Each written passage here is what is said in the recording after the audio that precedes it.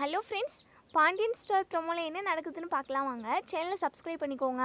இந்த உமையால் திடீர்னு இப்படி ஒரு குண்டை தூக்கி போடுவாங்க அப்படின்றது இந்த பாண்டியன் குடும்பத்துக்கே ரொம்பவே அதிர்ச்சியாக தான் இருந்தது.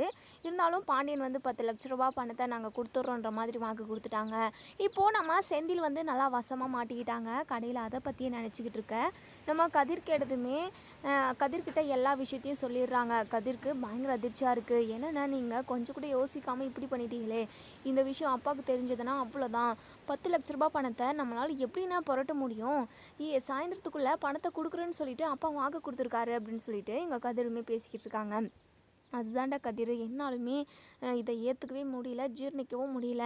திடீர்னு இப்போ இப்படி ஒரு பிரச்சனை வரும், இந்த 10 லட்ச ரூபாவை அப்பா இப்படி கேட்பாருன்னு சொல்லிட்டு நான் கொஞ்சம் கூட எதிர்பார்க்கலடா கதிர். என்ன பண்ணுறதுன்னு எனக்கு தெரியல அப்படின்னு சொல்லி புலம்பிக்கிட்டு இருக்காங்க. இன்னொரு சைடு இங்கே நம்ம மீனா லோனுக்கு அப்ளை பண்ணியிருப்பாங்க. அந்த பணம் வருமா, சீக்கிரமாக வரணும், அது இன்றைக்கே தேவைப்படணும் அப்படின்ற மாதிரி அவங்க ஃப்ரெண்டுக்கிட்ட சொல்லிக்கிட்டு இருக்காங்க. அவங்க ஃப்ரெண்டுமே நான் கேட்டு பார்க்குறேன் அப்படின்ற மாதிரி கேட்டு பார்க்குறாங்க. கண்டிப்பாக இன்றைக்கி பணம் கிடைக்கிறதுக்கு வாய்ப்பே இல்லை அப்படின்னு மாதிரி சொல்கிறாங்க. நம்ம மீனாவுக்கு என்ன பண்ணுறதுனே தெரியல, ரொம்பவே டென்ஷனாக இருக்குது. ஆஃபீஸில் எந்த வேலையுமே செய்ய முடியல. எப்படி ரெடி பண்ணலாம்? ஒரு வேளை நம்ம அப்பாக்கிட்டே ஹெல்ப் கேட்கலாமா? அப்பா என்ன நினைப்பாரு, கேட்கலாமா வேணாமான்னு சொல்லிட்டு தோணிக்கிட்டே இருக்குது. வேணாம் அப்படின்னு சொல்லிட்டு அவங்களால முடிஞ்ச அளவுக்கு ட்ரை பண்ணுறாங்க, பணம் கிடைக்குமா அப்படின்னு சொல்லிட்டு. ஆனால் நம்ம மீனாவால் பணத்தை உடனே ரெடி பண்ண முடியல. கொஞ்சம் டைம் இருந்தாலோ கண்டிப்பாக நம்ம மீனா பணத்தை ரெடி பண்ணியிருப்பாங்க. ஆனால் இன்றைக்கே வேணுன்றனால அவங்களால எதுவுமே பண்ண முடியல. எவ்வளவோ ட்ரை பண்ணுறாங்க, ஆனால் பணம் ரெடி ஆகலை. ரொம்பவே ஏமாற்றத்தோடு வீட்டுக்கு வராங்க. சாயந்தரம் இப்போது கண்டிப்பாக பணம் கேட்பாரே அப்படின்ற மாதிரி அதே யோசனையில் வராங்க.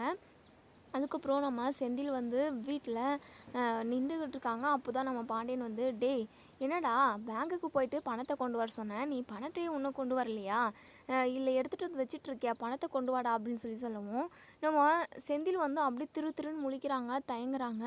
இன்னொரு சைடு கதிர் நிறைய இடத்துல கேட்டு பார்த்துருப்பாங்க. அந்த அளவுக்கு பணத்தை அவராலுமே புரட்ட முடியல.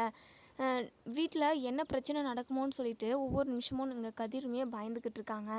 அதுக்கப்புறம் நம்ம செந்தில் இருந்துட்டு அது நான் பணத்தை எடுத்துகிட்டு போயிட்டு பேங்க்கில் போடலை, என்னுடைய வேலை விஷயமா மெயினாக அவங்க அப்பா கிட்ட 10 லட்ச ரூபா பணத்தை லஞ்சமாக கொடுக்க சொல்லிட்டேன், வேலை கிடைச்சிருமாப்பா அப்படின்னு சொல்கிறாங்க. இதை கேட்டதுமே பாண்டியனுக்கு பயங்கர கோபம் வருது, அதிர்ச்சியாகவும் ஆகுது.